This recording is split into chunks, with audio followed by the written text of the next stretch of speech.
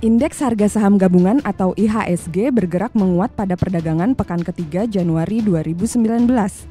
Faktor-faktor dari dalam negeri seperti penguatan nilai tukar rupiah dan neraca perdagangan masih menjadi sentimen yang mempengaruhi kondisi pasar. Selain itu, sentimen dari luar negeri yaitu seperti kondisi The Fed dan menurunnya tensi perang dagang. Bagaimana pergerakan IHSG pekan depan? Berikut penjelasan Research Analis Narada Asset Management Riyasa Safitria.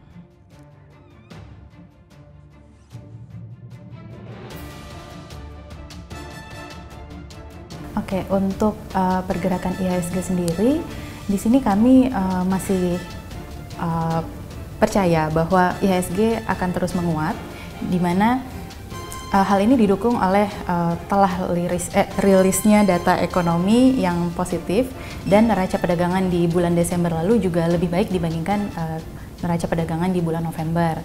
Kemudian hal lainnya adalah menguatnya nilai rupiah dan juga adanya capital inflow.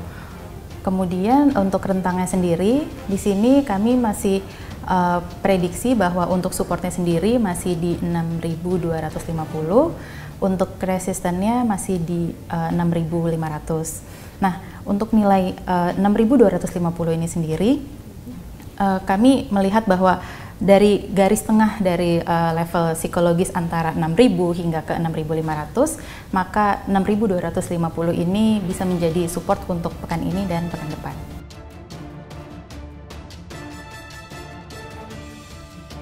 Saya katakan tadi adanya penguatan rupiah, kemudian juga ditambah dengan adanya ekspektasi tentang The Fed yang tidak akan menaikkan kembali suku bunganya, tetap menahan. Adanya ekspektasi dari masyarakat tentang meredanya perang dagang antara Amerika dan China. Juga di sini kita bisa lihat bahwa investor asing mulai masuk kembali di awal-awal tahun 2019 ini. Kemudian yang tadi dikatakan January effect, ya memang di bulan Januari ini memang menjadi bulan yang bagus untuk IHSG. Mengapa? Karena dilihat dari data statistik, jika kita lihat dari tahun 2001 hingga 2018, 17 tahun belakangan ini, kita lihat bahwa setiap bulan Januari IHSG itu hijau. Kira-kira ada 11 kali yang hijau dan hanya 6 kali yang merah. Jadi kami sih masih memprediksi bahwa di bulan Januari ini memang bulan-bulan yang bagus untuk IHSG sendiri.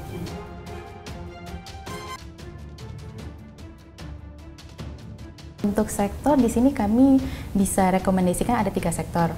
Jadi sektor yang pertama seperti keuangan. Kenapa keuangan? Karena kita melihat keuangan ini memang menjadi pendorong IHSG seperti saham-saham yang blue chipnya. Kemudian karena di sini kita masih percaya IHSG akan terus meningkat, maka sektor keuangan ini juga akan terus meningkat. Yang kedua ada consumer. Consumer ini kita tahu bahwa di tahun 2019 tahun ini merupakan tahun pemilu. Jadi di tahun pemilu ini pergerakan peredaran uang akan lebih banyak dan itu akan dikonsumsi kembali oleh masyarakat, sehingga sektor yang paling diuntungkan adalah sektor consumer. Dan yang ketiga, kita masih merekomendasikan untuk mengakumulasi sektor infrastruktur, konstruksi. Di konstruksi ini karena kita melihat seperti ini, di tahun 2019 banyak sekali proyek-proyek di infrastruktur yang memang harus selesai di tahun ini. Kemudian ada juga sektor-sektor baru tapi juga harus selesai di tahun ini. Jadi itulah 3 sektor itu yang menjadi andalan kami.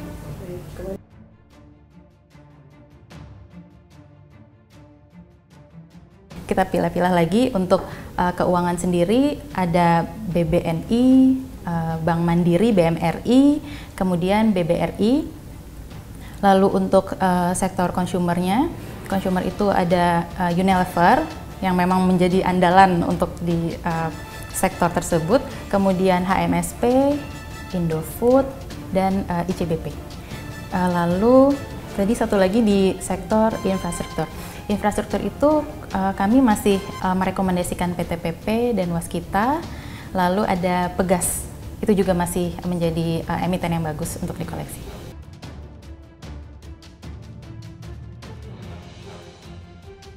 Kalau yang untuk di hold, karena sebenarnya kami masih percaya bahwa IHSG untuk tahun ini bahkan bisa mencapai 7.000. Jadi kami rasa untuk sektor yang di hold atau yang dihindari itu tidak ada sih.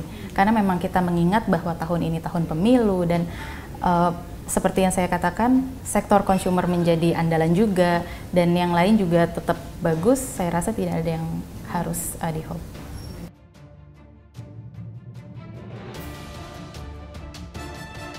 Jadi untuk pelaku pasar kami sangat menyarankan untuk membeli emiten-emiten yang blue chip. Kenapa? Karena kita lihat IHSG memang sedang bagus sekarang dan emiten yang blue chip ini memang menjadi pendongkrak naiknya IHSG. Nah, cuma yang harus diperhatikan adalah saham-saham blue chip yang mana? Saham-saham blue chip yang harganya masih rendah atau masih merah, jangan ngambil yang memang udah terlalu tinggi, seperti itu. Dan saham-saham apa saja? Ya saham seperti yang tadi saya katakan yang direkomendasikan. Kalau ke depannya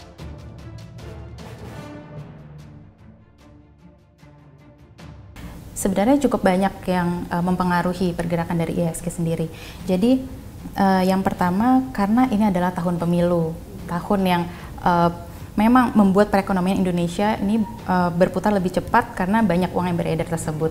Kemudian yang kedua, kita tahu bahwa BI 7-day repo itu masih tetap tidak berubah dan itu akan membantu perekonomian Indonesia akan terus tumbuh.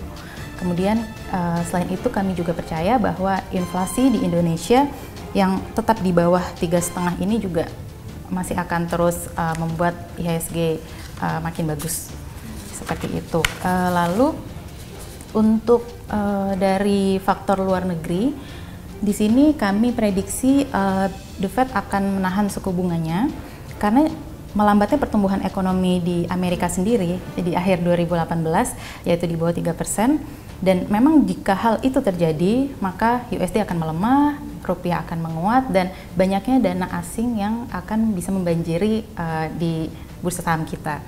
Seperti itu. Dan misal ada yang bertanya, kenapa sih dana asing itu mau masuk ke Indonesia? Karena USD melemah, rupiah menguat. Itu ada beberapa hal sebenarnya yang bisa kita telusuri.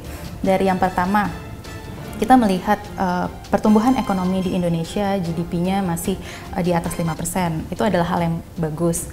Kemudian yang kedua, dari sisi perbankan, untuk NIM, Net Interest Margin di Indonesia ini masih sangat sehat. Nah, Net Interest Margin ini sendiri merupakan selisih bunga deposito dan kredit yang di Indonesia ini masih menjadi yang tertinggi di dunia. Jika kita perhatikan NIM perbankan di Indonesia itu masih di atas 3,5%. Jika kita lihat kembali ke negara-negara lainnya, itu untuk mencapai level 2% saja itu masih sangat sulit.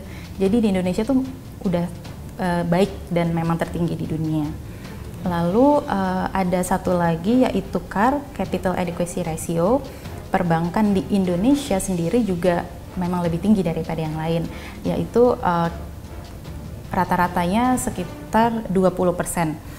Sementara kalau untuk di luar negeri, untuk mencapai level ke 5% itu juga masih sangat sulit. Kalau kita bisa lihat bank-bank besar misalnya seperti BBCA, itu karya berapa sih? BBCA itu masih 23,19%, kemudian untuk net interest margin itu masih 6,07%, dan bank-bank lain juga rata-rata karnya itu masih 20%-an, seperti itu. Jadi itu masih bagus untuk Indonesia.